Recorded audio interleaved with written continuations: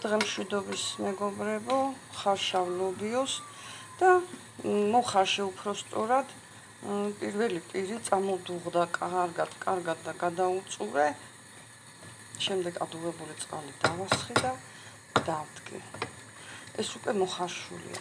ეხლა ვაკეთებ ნიგვზით.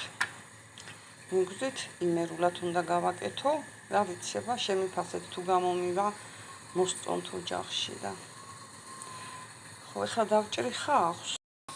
დავყარი ხახვი, შუშან. დავაბლენდერებ 100 გრამ ნიგოს, ეხლა ჩემო კარგებო. ვუდება ლობიო დუღს. ხახვი იშუშება და დაფნა რომ მოიხარშა, მეგობრებო, მაშინ ჩავაგე, აი ეტყობა. თავიდანვე არ დაამატოთ, თორე კერძს ამწადებს.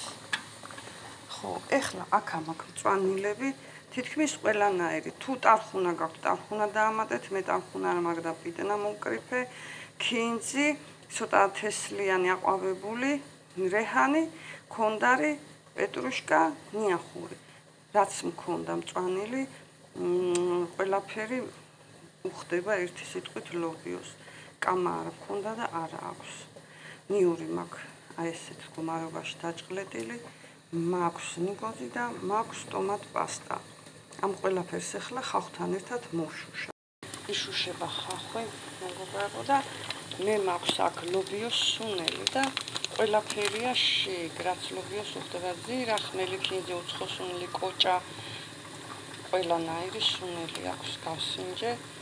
დასინჯული მაქვს მომეწონა და ხმარობ ამ სუნელს. ცალ-ცალკეც თუ გაქვთ დაამატეთ.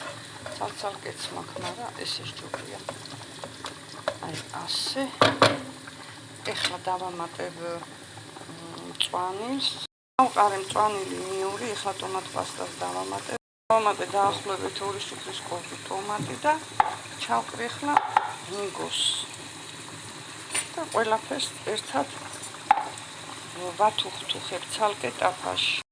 დავამატებ ლობიოდან ამოღებულ წვენს, ჩემო კარგებო, რომ გაიხსნას კარგად.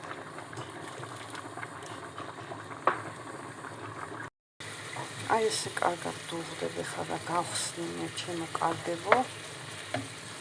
აი ამ მდგომარეობაში სულ ბოლოს, ჩემო კარგებო, დავამატებ მწარე წიწაკას და ძმას, დაახლოებით 50 გრამს.